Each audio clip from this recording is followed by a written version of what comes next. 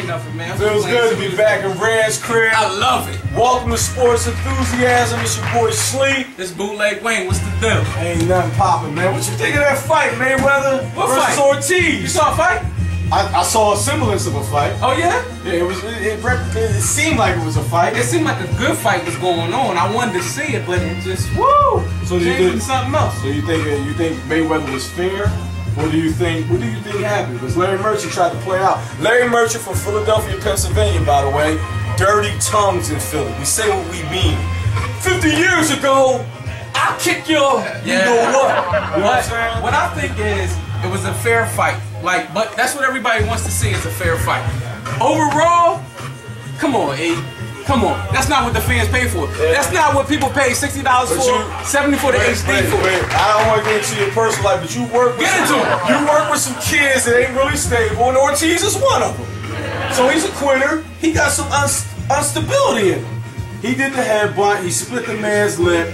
And then history is shown. He got knocked out. You got to protect yourself at all times. But was the headbutt him just being hyped that he got frustrated? Was he frustrated or was he just hyped that he got one or two punches in? One or two. It didn't hurt nothing. No. But was he just hyped? He was on his young boy. He was on his young boy Joe. Like, oh, I'm so hyped right now. The man quit and I said it. Speaking of that, I'm going to go to your boy She. Well, yeah, I said it. Yeah, I said it. Oh, that's banging. That ain't Homer, that's S-E-S-E-S-E-S-E.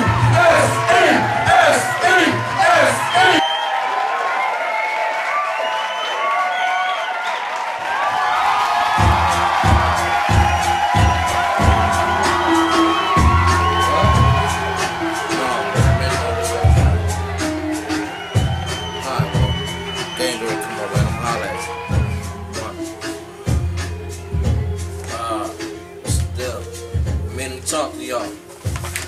It's your boy She, and welcome back to Yeah I Said It. We got the football season back, and we back. I'm glad the football season is back. I mean, I thought I was gonna be in the mall carrying somebody's shopping bags. Can you imagine if it wasn't no football? I mean, like, if it wasn't no football, who was Subway gonna get to sell their hoagies? But if it wasn't no football, what reason would men have to be drunk on Sunday morning? If it wasn't no football, we would have to watch lingerie football. Wait a minute. That ain't a bad one. Scratch that. But listen, we would have to watch most football players dancing with the stars instead of in the end zone. And don't nobody want to see Trent Cole in sequins. If it wasn't no football, the face mask would no longer be a penalty, but an accessory in a robbery. But don't get me wrong, there's some good that would come from it. Because if it wasn't no football, more men would be in church, praying that it was football. Well, since football is back, sports enthusiasm is back. It's your boy She, yeah I said it. Follow me on Twitter at your boy She. Follow Sports Enthusiasm and the Sport Enthusiasm.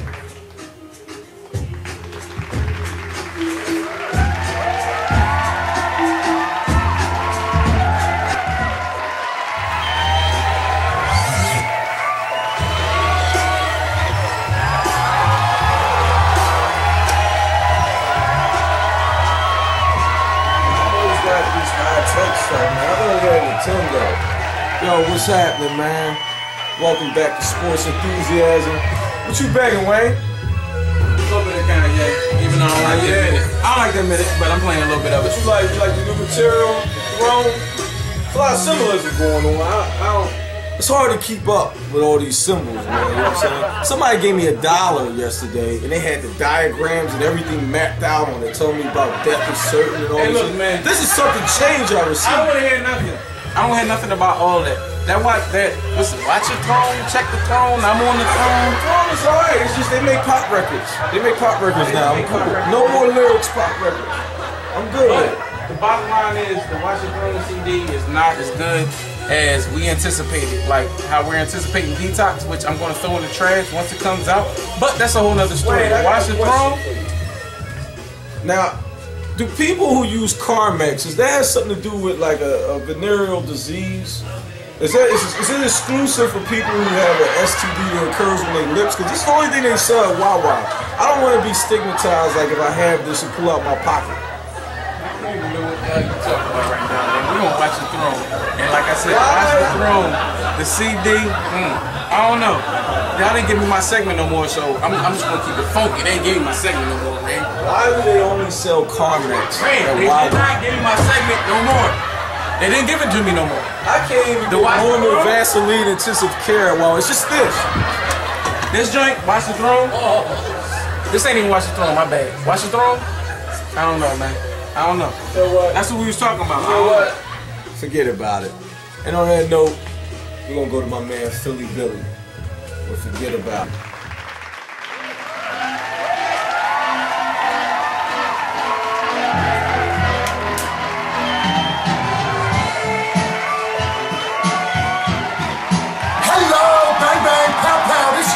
Philly Billy, ripping it to you. Brand new show, Philly Billy's Forget About It. Everything you sit at home and think and want to scream at these athletes, want to scream at the coaches, I'm now your new voice. I'm the one letting it rip here on Philly Billy's Forget About It. Stepping in. Intro, first episode. Here's how we're going to do it, yo. Everybody thinks us Philly people, we're just crazy. Nah. We're just passionate. We understand exactly what it is we want from our athletes. It ain't just a game. If it were just a game, they'd be getting paid like normal people. Just like, if it was just a job, they'd be getting paid like just a job. They ain't. They're earning millions and millions of dollars, and here in Philadelphia, we expect people to earn their paycheck. That's why we go off the hook when people go up and do an 0 for 5 or drop 6 balls in a game. Ain't about nobody being crazy, it's about blue-collar town knowing what it's like to earn $1 and wanting our athletes to do the same. End of story. Crazy? No. Passionate? Absolutely. So, first thing I'm going to go ahead and rip off is, hey, these athletes are getting that type of money. We love our people here in Philly, but just to show I'm not biased, I'll point out the ones that are doing it. You know what I mean? Jeez, our boy Ryan Howard, we love you, man. You're bombing them left and right. Batting under 250? Still swinging at that low and away? For $25 million, we'd hope that you'd work on that, you know what I mean? Put it together, stop setting records for strikeouts, and bomb the ball. You know what I mean? Be nice.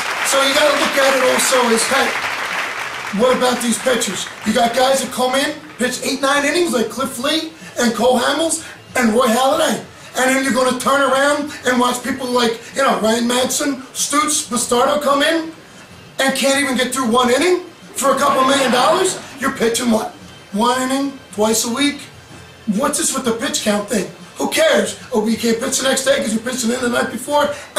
Ain't how it works, okay? People here in Philly, we get up and go to work when we're sick. We need to pay our bills.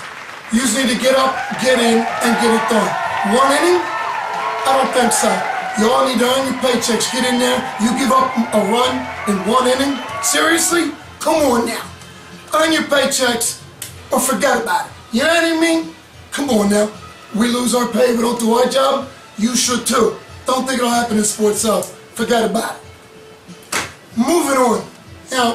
Game of baseball, slow enough, don't you think? I mean, come on. You got people standing around throwing pitches. Are we a sports town? Yes. Do I love our teams? Yes. Is there any reason for batters to be jumping out the batter's box and redoing their gloves every time a pitch goes by? Come on now. Stretching and working out. It's baseball, it ain't Pilates. Get in there and all that crap you do with your hands or fixing the bat, messing with your hat, forget about it. And to finish off my spiel, come on. This is something everybody don't forget about. NBA, NFL, NHL, MLB used to stand for institutions. Now, what is it? It's a stomping ground for these little punk kids to come in and demand all kinds of money.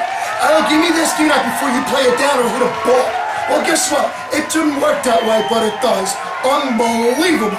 All right? Jeez, Danny Watkins, you just sat out of practice all that time to get extra money, and you're on the bench because they're afraid that you're going to let somebody through to hurt Mike Vick. What's that tell you? Come on, yo. For real? This stuff's getting ridiculous. The owners need to take the games back and tell these young punks, shut your mouth, do your job, or forget about it.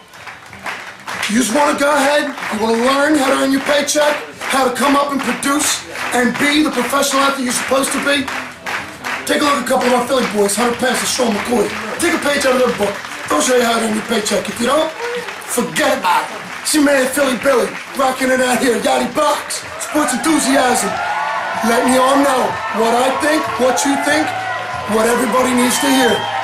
We'll catch you next week. Bang, bang, pow, pow!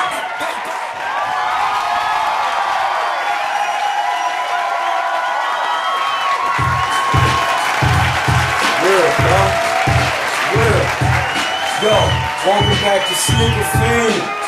The year is 1995. The infamous Mobb Deep, Cuban Links, crazy summer for hip hop. But before we even got into the hip hop, that spring we had a nice surprise. Michael Jordan playing baseball comes back to the Chicago Bulls against the Indiana Pacers. And what does he debut within the series? The Air Jordan 11, one of the most coveted shoes out of all the Air Jordan collections. Now this was designed by Tinker Hatfield. You know, sometimes he takes off, sometimes he comes back. He designed these while he was playing basketball in hopes for him to come back and wear the shoe. Now this shoe is most notably known because this is when Mike didn't have the Superman on his chest. And he got stripped by the Orlando Magic in the playoffs. But he came back and had a 70-win season in these also. This was originally released in 1995. And it came out, he debuted in the spring on the court, was fined $5,000 per game. Some people don't even realize that because everybody else was wearing the black shoes for the playoffs. He wore them for 2 games, got hit $5,000 apiece, and then he wore some Anthony Hardaways. It didn't make Nike too happy either. Then he came back for the final round of the playoffs, the conference finals, with the Space Jams. And these are called Space Jams because he debuted this in the movie with Bugs Bunny, kids. If you look at the old movie, you'll see where this is kind of one of the most coveted shoes, and it's called the Concord Space Jam because it has the Concord blue right here. Let me tell you, they reissued this shoe and retroed it in 2000. This is one of the fastest selling Air Jordans of all time. You know, it's the most successful Air Jordan line. One of my favorites is the black with the red sole, simply for the fact it doesn't turn. If you look at the other ones, all the clear soles generally turn and they yellow, which causes a lot of problems with fiends across the country. So 2000, they brought these back. They brought an extreme amount of colorways, man. There's about 15 different colorways and they all sold out within minutes. I get heat for these, but back then, these was hot to me back then. They had low tops with the red and white, you know, like the cast giving me heat. But you can see, I try to keep my stuff mint and it turns yellow. But it's coming back. Actually, these are coming back soon, and they probably won't go crazy standing outside the stores doing things like that. Me personally, I don't get into all that. If I miss it, I miss it. I got the real joints. You see, it's your boy Sleep, and have a sneaker fiend. Yo, fun. We're gonna keep it real from here on out, okay?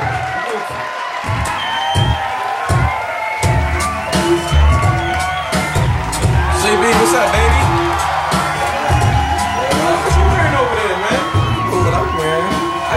I got that exclusive throwback, man. I thought you were playing football. I ain't know what baby this is the Penwood High legend, the St. Joe's legend. You know what I'm saying?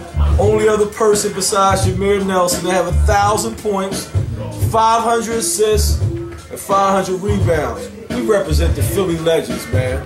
You know what I'm talking about? I don't know what you're talking about. We talking about back Curry. Sir, yes sir. In the building. What's going on? What's happening, baby? Hey, what's going on, baby? Have a seat, my man. Welcome to Rand's crib. Yes sir. Now, the rules of Rand's crib, see, this is our escape, man. Okay. So we like to say this is freedom! I like that. I like that. I'm glad you came through. Oh man, pleasure's mine. We made one right here. Yes sir. So we want the people to know, like we try to bring people to light about the history of Philadelphia, you know, the work you put in, you know, Penwood legend, St. Joe's legend. Let's take them back to the early days. Let's take them back to the early days before you probably even stepped on Penwood, how when you started gaining your reputation in basketball.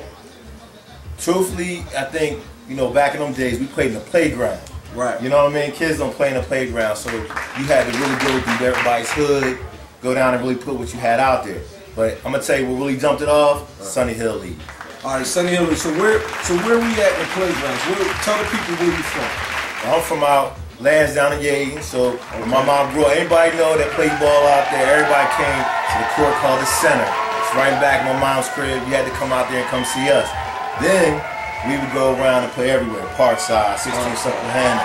You know, I'm even out to the counter, Prospect Park. It was all over the place. You just had to go and earn your rep in everybody's hood. So then, from there, you started playing in the Sunny Hill Leagues, or you started doing work in high school basketball? Truthfully, Sunny Hill League is where my talent first kind of showed. Right. They the ones that really kind of put me on there like, yo, you got some talent, you need to make some moves and really take this thing seriously. Now, a lot of kids don't really know too much. Maybe if they're in the ball, they might know. But Sunny Hill, this is a historical type of place. A lot of cats, anybody that honed their skills in Philly and became legends in Philly, like the Rasheed Wallaces, you know, the Kobe Bryants, it goes on and on. Everybody earned their stripes in the Sunny Hill League. Everybody earned their stripes. Like I try to tell them that, like you play, basically everybody rep their kind of their neighborhood. So, you know, North Philly had the squad, South Philly had a squad. So that's where, like Aaron McKee, you know what I mean? Randy Woods, Doug Overton, all those type of dudes. You came up. If you could play down there, you could play anywhere. Hell yeah. So we're going to cut for a minute. We're going to go to my man Philly Billy. We're going to go to my man EJ with the 700 level. What you know about the 700 level, those high seats? Up in the vet. The vet is just wrong. Yeah, he knows about the vet. That's it. It's not there anymore. But when we was there, we was scared because you could fall down from the 700 level. You could beat up in the 700 level. Beat up in the 700. It's wild up there. Back after a couple of minutes.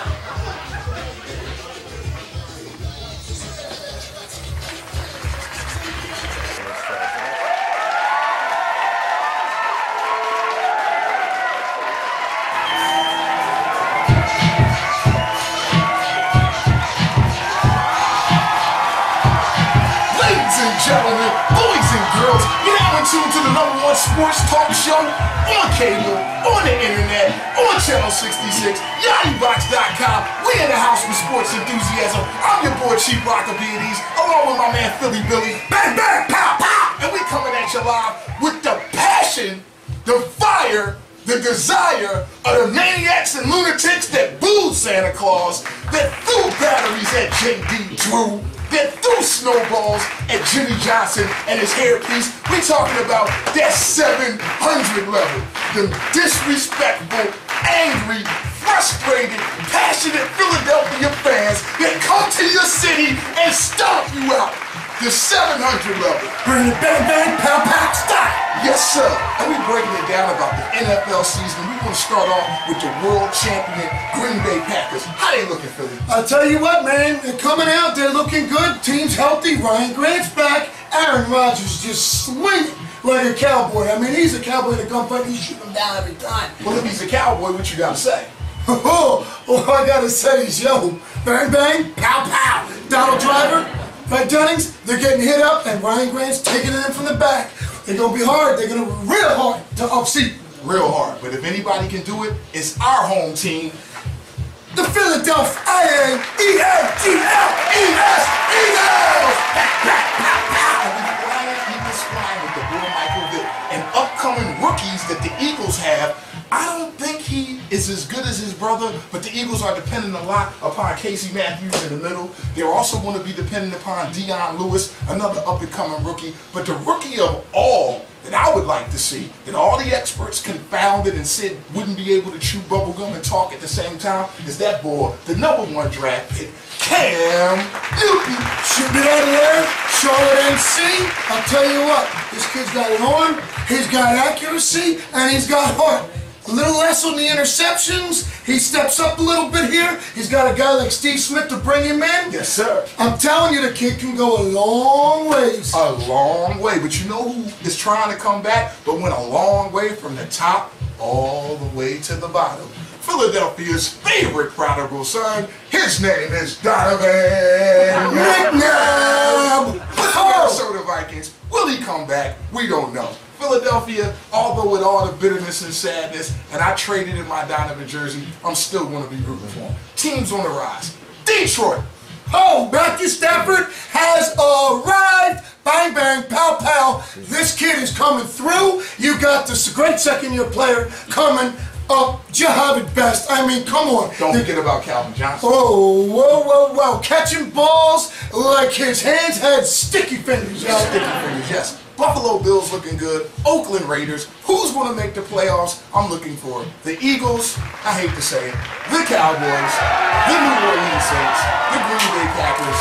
And maybe the Arizona Cardinals. So the NFC. Who do you like out of the AFC? I'll tell you what, the AFC has a good, strong core.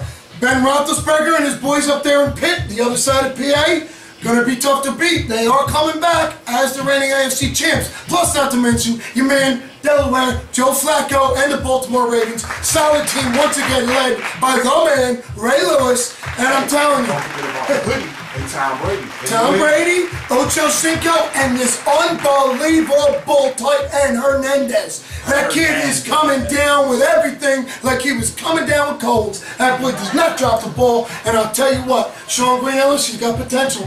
He's got potential. We shall see. That's Philly Billy, the man, EJ, Chief Rocker, B&E's the other man, the 700 level.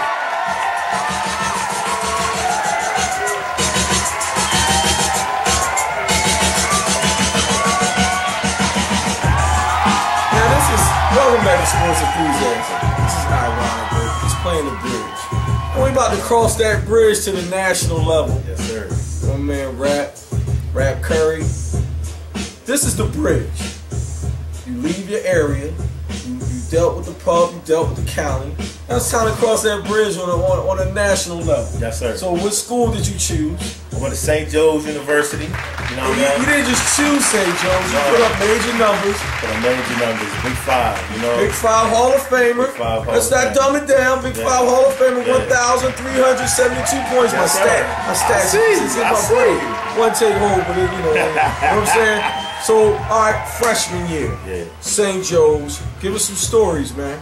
Man, you know, freshman, I think the advantage of being in like a Philly dude and going to playing in a Big Five school is you get to get up there right early and get in the flow and know what's going on. So freshman year, started from the door. By midway through the year, I was like, yo, I can get buckets, I can get numbers, and it just took off.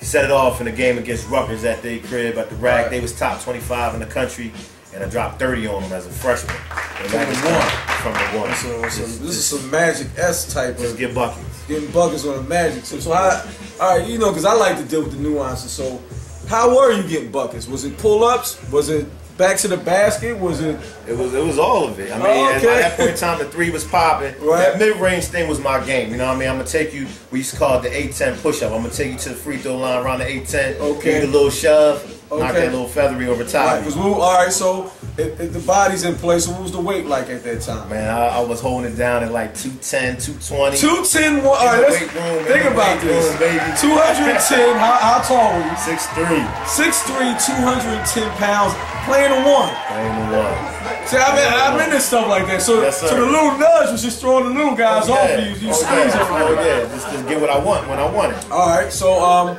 take me through the climb. Like, so where are we at with St. Joe's? St. Joe's, you know, we make a nice little run, the 8-10 tournament, get to the finals, get knocked off, Right. and knocked off Rutgers in the 8-10 joint all on ESPNs. We blew it up.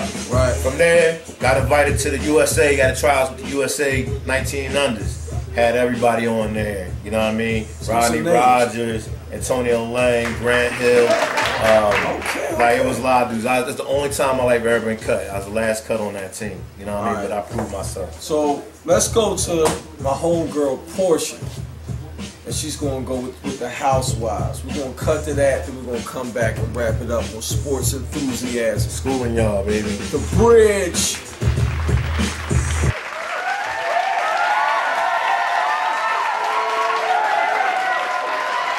It's hard to believe, but it's season 4 of Basketball Housewives. And the show is actually growing. If you notice, this season we have Basketball Wives of LA. Now just a couple of months ago, Shawty said the show was trashy. She didn't really like where it was going. And she may actually have her wish because a lot of the original girls are leaving the show. Evelyn Lozada, she actually got caught cheating on Chad Ochocinco with his own teammate, Terrell Owens. How crazy is that? The but she's leaving, never coming back. Mika Claxton wasn't invited back after all the drama she caused last season. And the girls at basketball at LA, they're actually talking. If you remember, Shawnee got real quiet towards the end, towards the review, when Shaq actually had his lawyers come in and limit what she could say on air.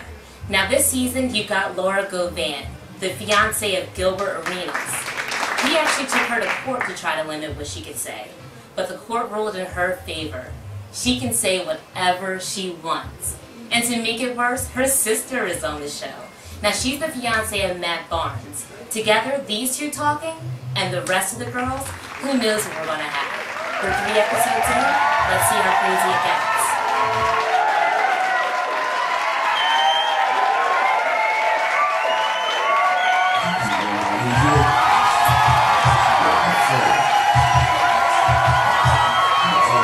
Yo, it's the boy EJ, aka Chief Rocker, also known as B&E's, also known as Eric Banks. And being as that I'm a history major and a student of politics in my real life, I will talk to you about politics as usual.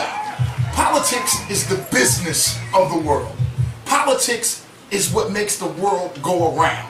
And I will tell you this, everybody want to be gangsters and hustlers. There can be no gangsterism without a connection between the streets and politicians. You saw that on The Wire with the kid named Clay Davis. There really are people like Clay Davis in the world. And what I want to talk to you about is how politics, sports, and entertainment all revolve around the same concept. And you know what it is. It's called money! That's why somebody like John Doringboss, the long snapper for the Philadelphia Eagles, can make more money than a star like Deshaun Jackson.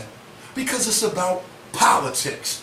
The Eagles are the business model of the NFL. That's why they call themselves the gold standard. And all my friends in Dallas and all my Redskin and Giant friends and Steeler friends and everybody else who has won Super Bowls always tease me and all us Eagle fans about why we have not won a Super Bowl. And you know what I tell them?